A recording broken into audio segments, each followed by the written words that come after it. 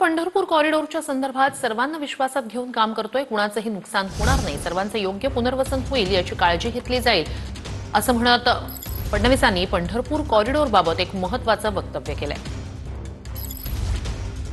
सगळ्यांचं योग्य पुनर्वसन करून या ठिकाणी हा कॉरिडॉर आपण तयार करणार आहोत। त्या संदर्भात जिल्हाधिकाऱ्यांनी एक मोठं कन्सल्टेशन केलेलं चर्चा आहे। अनेक लोकांची चर्चा करून त्यांच्या शंका देखील दूर केल्या आहेत।